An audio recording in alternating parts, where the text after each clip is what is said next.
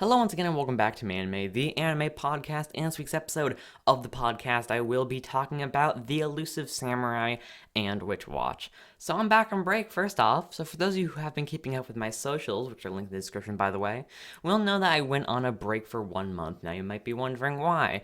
Well, it was pretty much a combination of schoolwork and the podcast that both built up on my shoulders, and most people will be like, then why didn't you just not do the podcasts? Because I really heavily, like my podcast a lot. And I put it up, this might sound crazy to some people, I put it up like above importance, above schoolwork, right? So if it's like between, getting a schoolwork assignment done or, finishing it, finish recording an episode, if I get the, maybe the schoolwork done first and don't get the podcast on time, I'm going to feel worse than if I finish the podcast and did the schoolwork after, maybe getting a little late. So, I think something a lot of people don't understand is that, definitely especially with younger content creators like me, myself, I also have school to do as well. Even like with kids that are in college, it's always schoolwork or really, yeah, anyone that's in any sort of schooling, so it's not a full-time thing, sadly. Hopefully it will be in the future. But yeah, so there've been a lot of, new updates. I got like a link tree, which, before I felt like my description was really stacked with a lot of my links, but now it's kind of sandwiched down into one link. So you click on that link, it brings you to a website that shows all my links, so it's super handy dandy. I have a new microphone. Blue Yeti. I used to have a Rode. Some people might argue, well, isn't a Rode better? It was a really outdated Rode, and a lot of other expensive Rodes are like $1,000. I'm like, I'm not paying $1,000 for a new microphone. So other than that, I got like soundproofing and stuff. So it sounds really nice. I feel like my setup is so much more cleaned up now. I cleaned up the room a lot. So I've been doing some small petty work over this past month because I feel like without writing a script every week, there wasn't really a lot that I could do, and I felt really unproductive. I was like, well, what do I do? Usually I'm like typing out a script because that's most of my week. Recording is literally, I push it to like the 2 days that I'm gonna publish it on, which is usually either Monday, most of the time Tuesday. So yeah, usually the entire week is just me writing the script because scripts do take a long time. It's just one person, believe it or not. So yeah, that's pretty much that's a little interlude. Now on to this week's this month's, I guess, little news. So I have a Twitter, new anime for Red and Zero, and The Devil's a Part-Timer Season 2. For Red and Zero, first off, this is awesome. Personally, myself, I've enjoyed the manga, even though I've really only read about 2 volumes, but I'm definitely gonna keep up with this anime. The manga was it's like, oh, I'm a huge fan, but I only read 2 volumes though. But I feel like it's not something we're going to keep up with the manga and the anime. I think I'm really just going to keep up with the anime because I feel like I'm not that invested enough to pay $10 for like, I don't know, depends on, the anime and manga ratio, but for like maybe like 3 or 4 episodes of something I could get, for free, depending on where it's streaming. So, even then there are third-party websites. I really don't like using third-party websites like for anime or, other things like that because I feel like it's not really supporting the industry. Even though at this point the industry is literally just Sony, at the same time, I still want to support the industry, But I mean, I feel like at this point, it's all kind of gone to shit. But I don't want to be one of those people like, oh, Sony owns everything now. Well, I'm gonna go use third-party websites, but it's fine. If you don't have like enough, financial income or something like that, to afford, Crunchyroll or Funimation, that's obviously fine, But in my opinion, like if you can, I would suggest using it, because it's not just Sony as a brand. There's different parts, Not all of Sony is incredibly bad. So I don't know. That's just my opinion. See, other than that, Devil's a Part-Timer Season 2. That's awesome. Holy shit. I had an episode on this way back in, like, I want to say February of last year. And so I'm super excited for that. That's just a massive thing for the entire anime community. Everyone's super hyped about that. I think it's not, I was going to say one of the only light novel to get a season 2 for an anime, but I definitely know that's probably not true. But it's definitely big for that community. I don't know when it was released. I know it was released at least over like 2 years ago.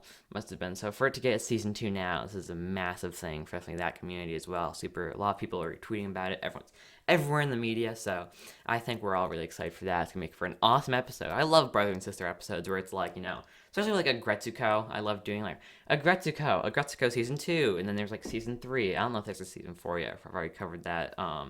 I forget. There's a lot of seasons, but I really like the brother sister episodes, which is what I call them. So, I'm really excited for that as well. New manga that we're actually covering in this episode, Witch Watch. It's from the creator of Kanata no Astra, or as most people will know it that live in the U.S., Astra Lost in Space, which is an amazing anime manga that I actually did an episode on way back in June 1st of 2020, and is the second topic for this week's episode. So, fits right together. Which is actually funny because I have not done 2 topics in one episode since actually November. So, it's been a few months, and since I've the whole new setup, as I said, I really wanted to come back in with a bang. It's funny because I was planning on doing just the Elusive Samurai, but then I felt like since the break was happening, I was like, I might as well add another anime or manga. I feel like 3 is a lot, but I think I did it for like my first or second episode, and I still only got like 10 minutes out of it, which is bit sad. To be fair, I was 12 at the time, so I gotta give myself a break for that. But Twitter, I'm using Twitter now, so that's fun. I've realized a lot of like podcast accounts, they're not even like anime podcasts, random podcasts will just follow you. So I don't know, I've found that really interesting. And OnlyFans account followed me, so hi.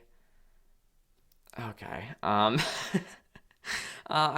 mainly with Twitter. I find it, it's funny. I mainly post, dumb shit that I think is funny in the moment, then instantly regret after I post it, either because I found it's controversial or it's stupid as fuck, but then never delete them because I can't be asked to.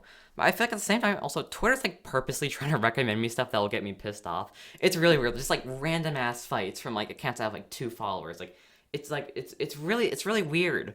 There's like really small accounts that just like keep on popping into my feed as like people arguing about redemption. Like, this is so weird because I feel like for the first like 2 days I was in it, it's like recommending all this cool stuff and all this new stuff that I liked, and then it was like this person assaulted my sister and took my Xbox. I'm like, why is this in my like, bruh, I just want to see anime titties. Why I don't care about this argument. So that was pretty fun. But now onto the Elusive Samurai. This is gonna be an interesting one because this is also from a huge creator, the creator of Assassination Classroom, Yusui Matsui. So when I heard there's a new manga from him, I got very excited. And I feel like this manga could actually get volumes pretty fast. And I say because the manga's future is looking really bright so far. I know I shouldn't judge a manga by its first 7 chapters, but it's pretty damn good right off the bat. So I'm actually gonna go into depth about the story. So it's semi-spoilers. So if you want to read this, it's free on Viz and shonenjump.com, which I don't think it will be for long. So this is not like a promotional thing. This is just genuinely for you guys to read it and understand some of the context in this. So the Elusive Samurai is from the creator of Assassination Classroom, as I said. Based in the year 1333, about a boy named Hojo Takayuki, who's the son of Hojo Takitoki, who rules the Hojo clan. And you would think Hojo Takayuki would be good at fighting, but no, his best skill is running away. And that sounds like a bad thing, but he's really good to the point where even like the guards, his father's guards, can't even catch him. Honestly, his character reminds me a lot of Konohamaru from Naruto. I feel like he's this position of power that he really doesn't necessarily want to be in. You feel bad for him. But I feel like the main difference in the fact is Tokiyuki's a Chad, bro. If we were real life friends, bro, we'd be homies.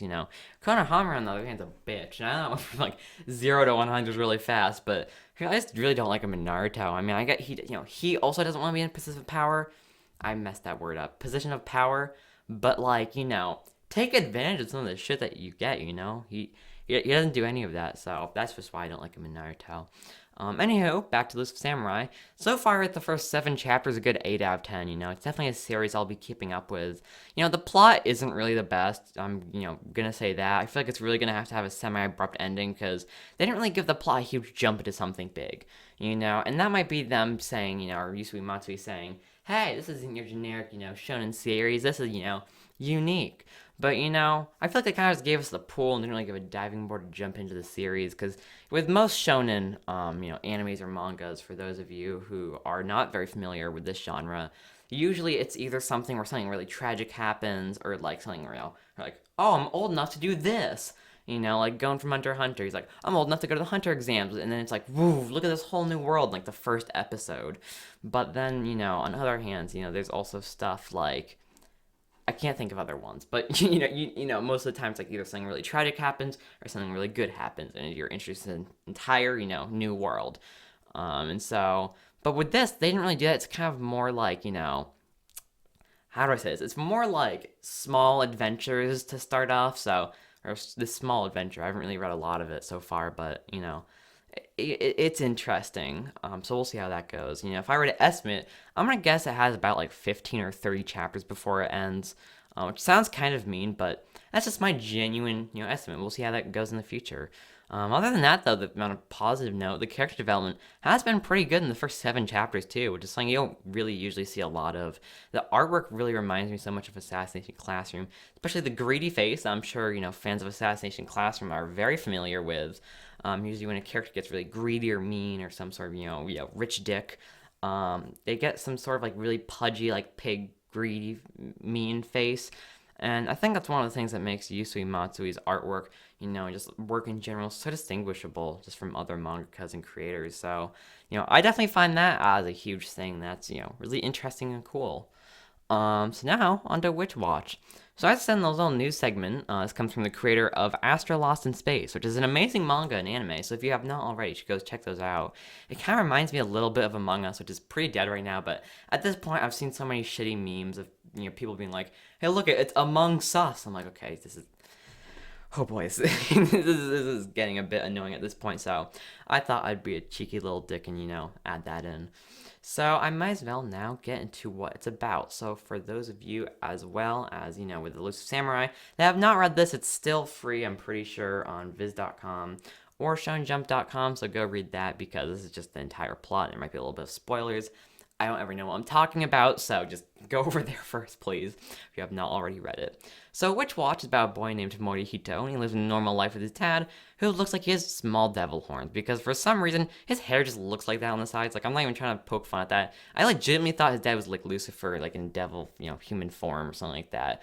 And that might sound weird to some people, but like, I think once you get to a certain extent of in the anime and manga community and, watching and reading so many mangas and you're watching animes and stuff, you never know. It could be like, Morihito's a normal boy, but his dad's fucking Lucifer. You never know what's going to happen with that sort of thing.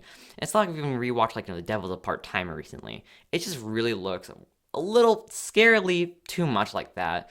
Anywho, over breakfast, his father, or I should say his dad, brings up Nico, a childhood friend of Morihito's, who is a witch and moved away 6 years ago to go to a witch training camp called the Witch's Holy Camp, which does not at all sound like a witch's training camp. It sounds like a religious summer camp. Anywho, she's back from her 6 years there and is coming to visit Morihito in his hometown and wants to make Morihito her familiar, which is pretty weird considering that he'd have to be turned into an animal. But at first, I don't even say that he has to be turned into an animal. So for those of you who do not know who a familiar is, it's usually like kind of like a pet or like usually like a spirit that resides beside them. But I guess since he's still alive, a pet. So I was like, so this is pretty much a manga about how he's a slave.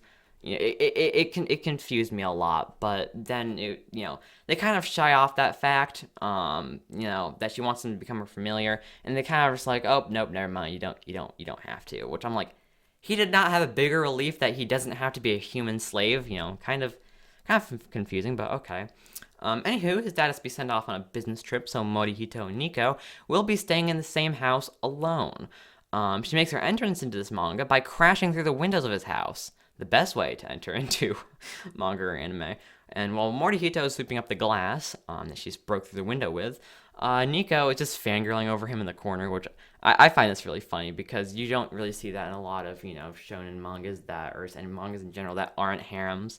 Anyway, the rest of the chapter is pretty much just Nico accidentally turning herself into paper and Morihito trying to catch her, which he eventually does.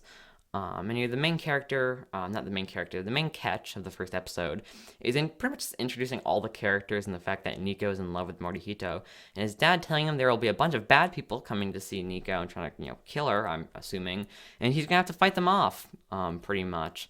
So, I think that's going to make for a really exciting episode. I think they didn't really do the dive thing that I was talking about earlier, but like, they gave it more of a push off than the Elusive Samurai did. I read the first chapter, 9 out of 10. Honestly, this first chapter was golden. Mwah. But I just definitely hope all the episodes, not episodes, chapters, can come, as good, as this one. At the same time, you never really know. Some mangas or animes start off, really shitty and then turn really good, or they start off really shitty. You rarely see a manga that's just good all the way through, but most of the ones I've seen start off really good and then kind of get boring and shitty, sadly. But yeah, definitely this manga is something I'm really excited to, read more of, and we'll see what happens with Elusive Samurai in this manga. And that's gonna be all for this week's episode. I hope this was not too much of a shorter episode. I hope I wasn't too rusty. If you like the episode, remember to share it with all your friends and spread it on social media. It's also downloading really helps. If you're listening on my website, click on the more option towards the top, and there are more, platforms will come up that you can listen on to. It's like a little down arrow.